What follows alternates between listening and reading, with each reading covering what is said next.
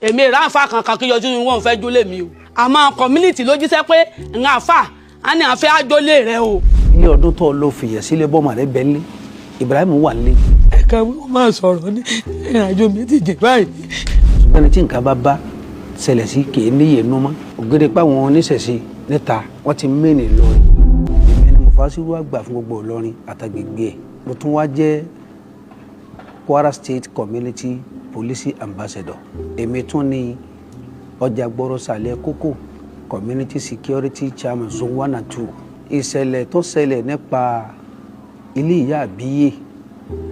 tí ẹ̀ ń pè ní Ìyá Ọlọ́sùn ládùúgbò wa ní Alfa Sanusi street megaton ni ìyá ti wà pẹ̀lú ẹ̀ ládùúgbò kódà kó tó wá ara lẹ̀ lọ́dọ̀ wa mẹ́ kó tó kọ́lé láti mọ̀ án níbi tí ìyá yẹn kọ́lé sí ilé Alájì Ọ̀kín ni Alájì Ọ̀kín yẹn wá dé nígbà tí à ń ṣẹlẹ̀ lọ́wọ́ bàbá yẹn yarí kódà bọ́ bá kọ́ ilé síbẹ̀ tó dé sámà òun máa wọlé yẹn torí wọn talẹ̀ wọn bàbá tó wá talẹ̀ fún ìyá ó wá jáde wá pé kálájì ò fẹ́rí jẹun ebi lọ́pọ̀ àwọn tó ń fi ta ilẹ̀ yẹn àwọn community elders ládùúgbò wa látòrí alága kálukú àwọn community elders wa náà ní kálukú wa dìde tá a bẹ bàbá Alájì Ọ̀kín kódà kó fi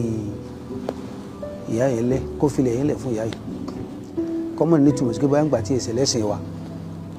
bàbá yẹn dẹ́gbà ṣẹ́gẹ́ ìgbà àìmọye pastor tá a sọ ń ṣe community àti security àti community association pastor sì wà bẹ́ẹ̀ tí èsì ẹ̀yọ̀kan tí èsì méjì ní street wa yẹn à ń gbégbé àlàáfíà ni kò sí wàhálà kankan ìyá yẹn ò sì ṣẹ̀ṣẹ̀ ń bẹ̀rí iṣẹ́ tí ń ṣe ni pé máa tọ́jú àwọn èèyàn a máa tọ́jú ọmọdé a máa tọ́jú àgbàlagbà yìí sì máa gbẹ̀bí ṣẹ́gẹ́ ìgbà yìí máa ṣiṣẹ́ agbọ́mọlà àmọ́ pèsè sí kò sí mẹ́rin ó láwọn ọmọ tó jẹ́ mùsùlùmí lọ́kùnrin ó láwọn ọmọ tó jẹ́ mùsùlùmí lóbìnrin kódà nú ọmọ rẹ̀ tó fi sílé ńgbà tí ń lọ Ibrahim ló kọ rẹ̀ kì í sọmọ 30 years a ní wàhálà kankan pẹ̀lú ẹ̀ suddenly ìgbà tí ó di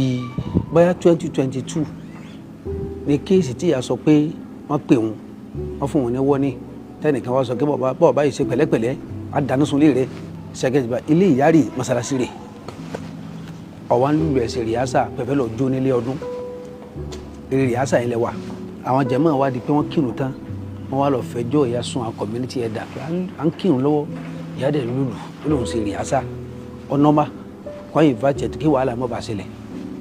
ìyá kí lóun ṣe lóun ṣe rìásà báwọn lọlé ọdún lásìkò oorun máa bá ti ń kírun ẹ fi rìásà lẹ́nà tá bá kírun tán ẹ máa ṣe rìásà yín níta bá yà sọ ó sì nọ́mà láti 2022 ṣẹ́gẹ́jì báyìí kì í sọ̀rọ̀ ṣàṣìn rárá ṣùgbọ́n ní tí nǹkan bá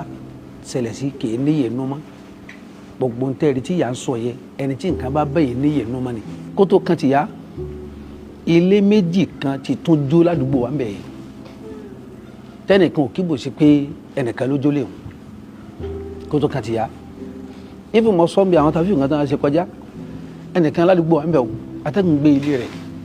ọlọ́ọ̀lá àmọ́lé ẹlòmíì ó tún amúlé ẹni tó gbé yẹn gẹ́gẹ́ ilé ẹni tó gbé yẹn ó tún wò kanlẹ̀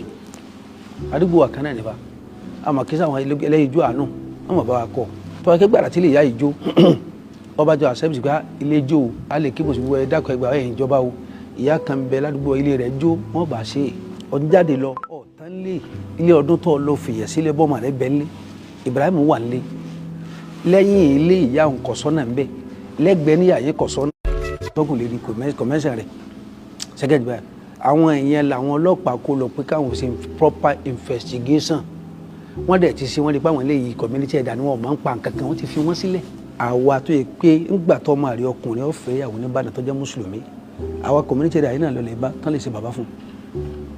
wọn máa rí obìnrin lọlé ọkọ àwọn yìí náà wọ́n dúró tọ́jú obìnrin tó fẹ́ mùsùlùmí àwọn náà wọ́n dúró àti bàbá àdìyà fún gbogbo ẹni wọ́n dá sí i lọ́nà tí ọ̀tọ̀ tọ́gbà pàwọn mùsùlùmí àbáwá fà lájólé àfi tó bá rí bẹ́ẹ̀ lókù tí ó bá rí bẹ́ẹ̀ wọ́n jẹjọ́ níwájú Ọlọ́run wọ́n jẹjọ́ ó wà pẹ̀lú àwọn community elders wa ní police station bó ṣe rí wọn tó rí alága báyìí ní sọ fún ọlọ́pàá pé àwọn olóore mi ni àwọn èèyàn mi làwọn eléyìí wọn èso ń jà mí nǹkan kan tọ̀ wọ́n tó fi wọ́n lẹ̀ tán ìyá tó bọ́ sórí social media àwọn tí wọ́n mú o wọ́n ti fi wọ́n lẹ̀ àwọn tó jólè wọ́n ti fi wọ́n lẹ̀ o kí ló fẹ́ ká ṣe mo fẹ́ kí ìyá náà rántí pé ó dùn ọkàn ogun okuru ọpẹ́ ọya apàdé Ọlọ́run níjọ́ kan o ṣẹgẹjì báyìí ẹnìkan ò fọ́ọ̀sì ẹnìkankan àhesọ àtẹ̀ébú àtàràbú èébú lọ́dọ̀ àwọn oníṣẹ̀ṣe nìyẹn torí kí wọ́n mẹ́nì lọ́rin